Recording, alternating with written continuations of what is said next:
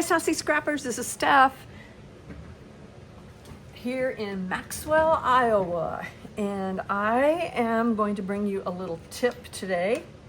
I've noticed quite a few times in the last few months that a lot of my gals have been using our border punches, which is great, and that they're having a little trouble getting them lined up quite right. And I'll show you an example with this wooden fence punch, okay? So we put it in, and remember we line it up with the black marks. And so we put it in and line it up and push back against this, and we punch. Okay, and then we're gonna move it over and we're gonna punch again. Oh, wait a minute, let's see. We're gonna punch again and get it pushed back over here. And oops, look what happened. Something went wrong, okay? See that? How I've got extra in there? Well, what I want you to look at really close, and see if I can get it in here so you can see it. I can't see myself, so, is there's a little point right there on the paper. Can you see that? Let me see if I can. See that little point in the paper? Well, I can't tell if you can see it or not. There, now you can see it, I think.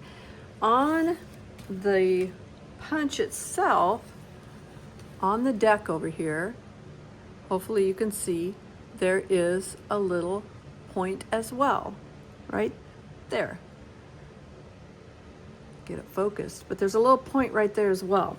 So when you're coming in here and you're punching, I'll flip it over here, you line it up and you punch. Then you're going to move it down so that little point on your paper and the little point on the blue line up. Again, line up the rest of the blue things, but line up that little point too. Hold it back and punch. And then you've got an even punch all the way across. And they do this on all of the punches that are the same throughout the whole 2 inches or whatever it is that they punch. Another one that they've done it on here, I'll show you, is the brand new, and this is the wooden fence, it's very new, and this is the brand new ornate ripples, and this is the one that came out with the Copper Canyon 2. So it's the same thing. There's right below those diamonds here in the pattern, there is a little diamond clear down here at the bottom that you're going to line up with. So when I put it in and punch, I'm going to move it over so that little diamond that it punched out there is going to match up, and then I'm going to cover the rest of the blue up here and punch again. And you just continue to do that. There'll be a little arrow thing every time. And you can punch it all the way down that way. And then you don't have to worry about exactly how far to go or not go. Okay, I've got just a little bit of extra on the end that I can trim off, but there you go, okay? Now, that works for all of these that have the repeated pattern over and over, so it looks the same on here. This one, the gear wheel one, is different throughout the whole thing. So you will not find a little point down here at the bottom of this. You just line it up with the blue because it's different enough throughout that it won't matter, okay?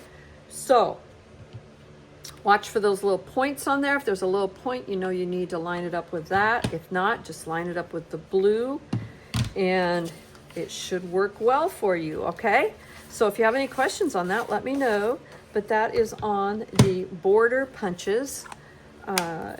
There's nothing on the Border Maker cartridges or any of the other punches, but that is true on the border punches. So I hope that helps you next time you get ready to punch a border, so that you know exactly how they're going to look and exactly where to place them before you punch. And I hope you have a great and sassy Sunday. See you later. Bye-bye.